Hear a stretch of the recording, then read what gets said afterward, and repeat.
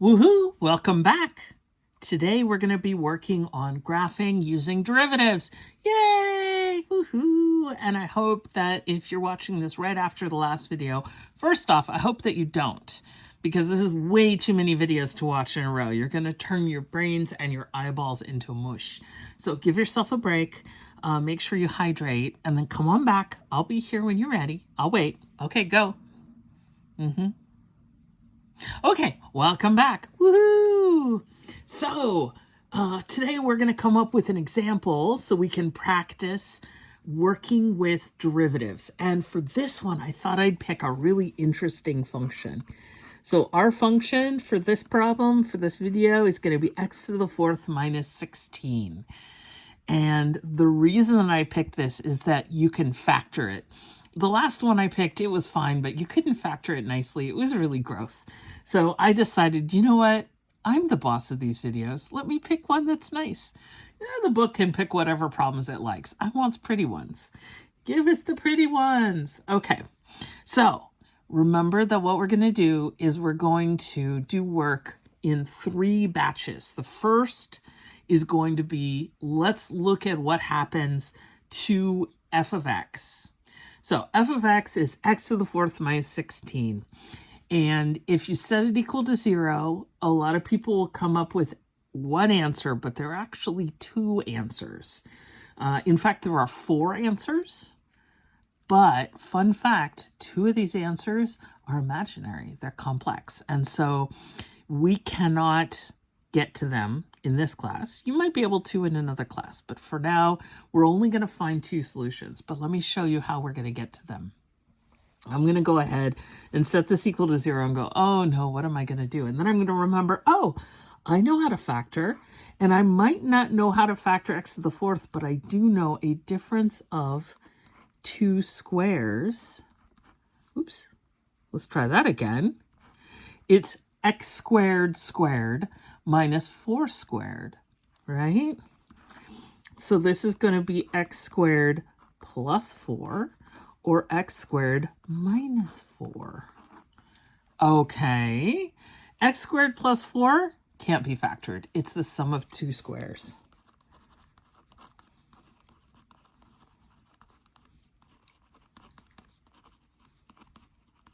And to be fair, it can be factored, but not with the real numbers. So I'm just going to say it can't be factored over r, right? Okay, x squared minus 4, though, we can factor that as x plus 2, x minus 2, and that gives us our 2 real answers.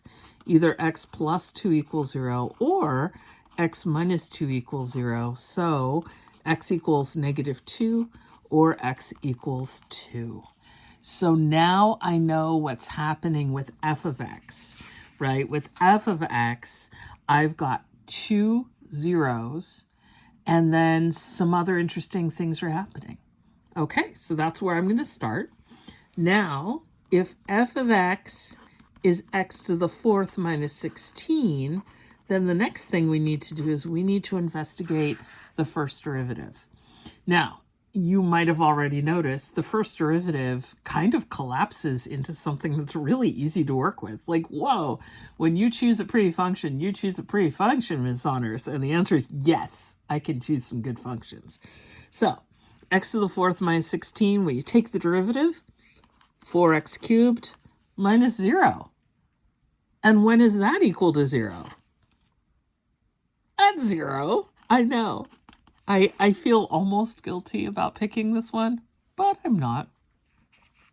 Now, for the first derivative, since we've got a situation where when x equals 0, the first derivative, so this is x, the first derivative is 0 right there.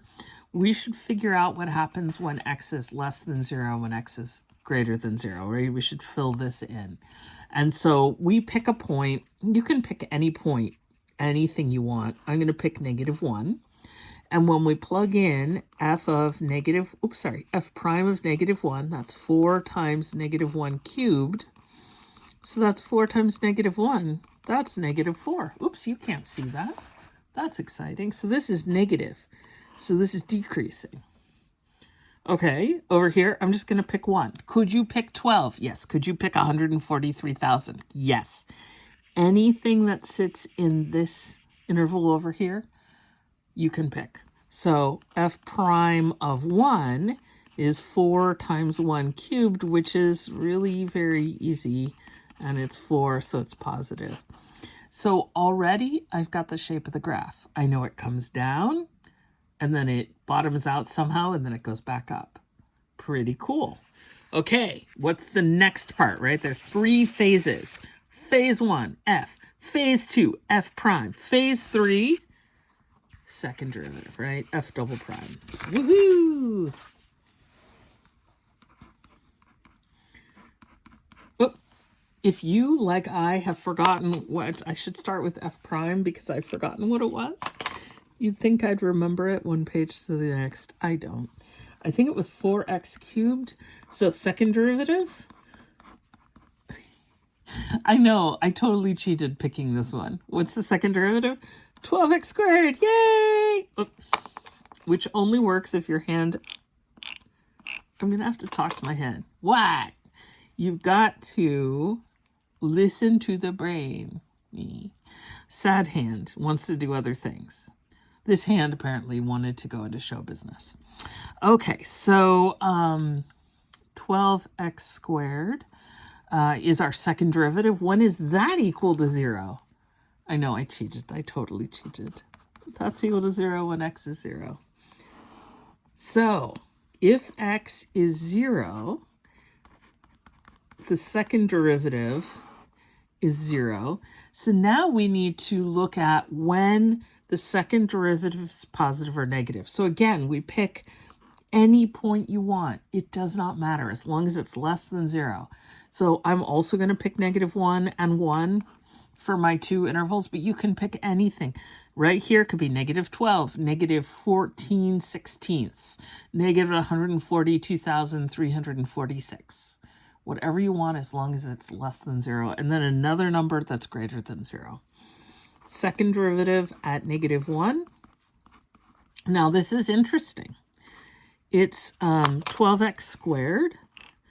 So when you plug in -1, notice that you get a positive number. So this is concave up. So then we're expecting, okay, is it going to be concave down? And the answer is no. It's 12 times 1 squared. So that's 12 times 1, which is also 12, which is also concave up. So the whole thing is concave up.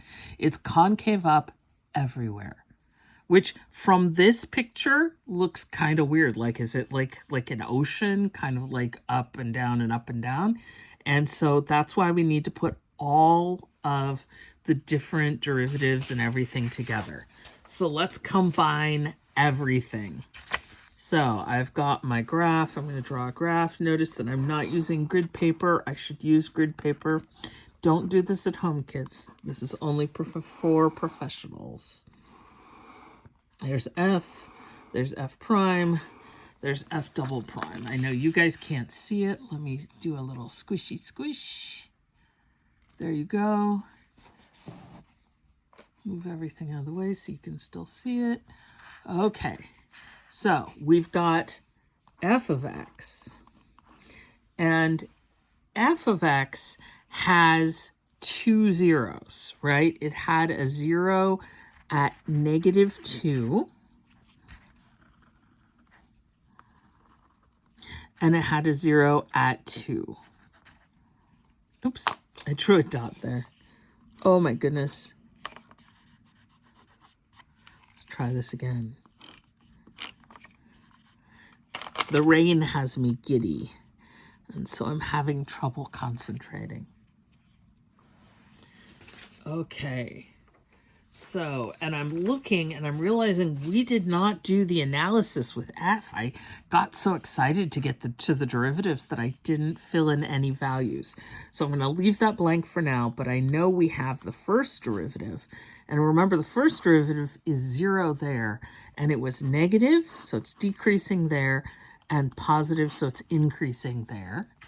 And then we had the second derivative, now the second derivative is 0, but it was concave up and concave up.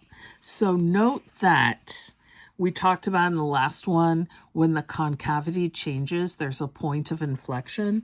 There's no point of inflection here. So there's no concavity change. So no point of inflection.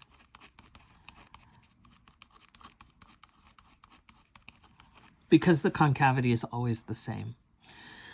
Okay, now, since 0 seems to be a very important point, right? The first derivative and the second derivative are both 0 there.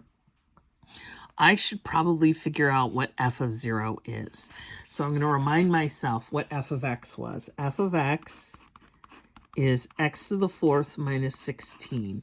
So f of 0 is going to be 0 to the 4th minus 16, which is equal to negative 16. So I'm going to go ahead and put negative 16 right there. So we've got negative 16. Okay.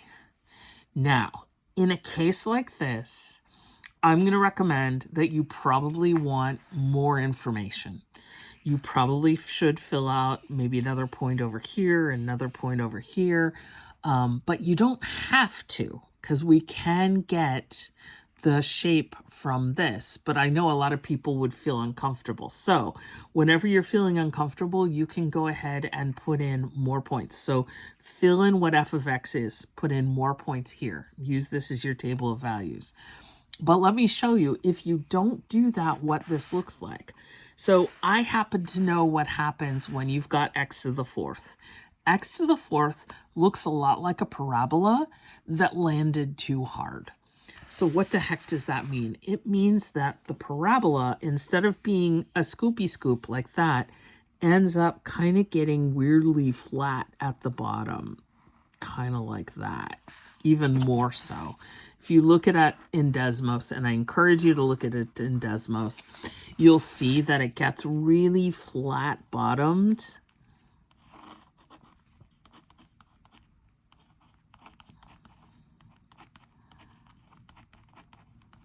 So down there at the bottom, you get a really flat shape like that.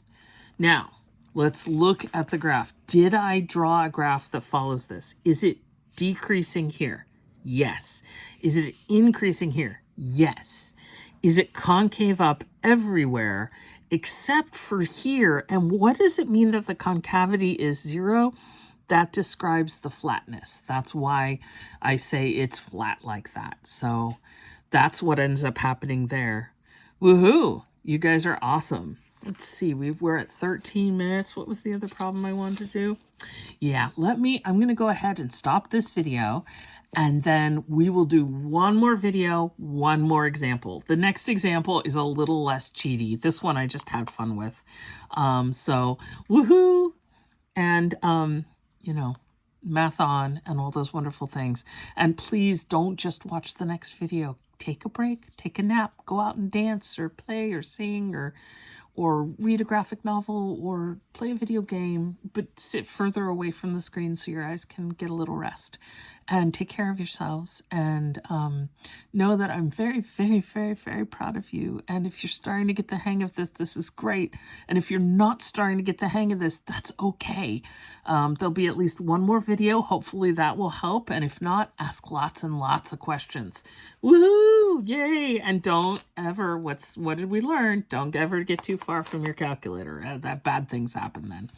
So I will talk to you in, well, hopefully you take a nice break. So I'll talk to you in a couple hours. But in reality, I'm going to talk to you in about 3 minutes. So woohoo, I'll be back. Bye. Oh, math on. Woohoo.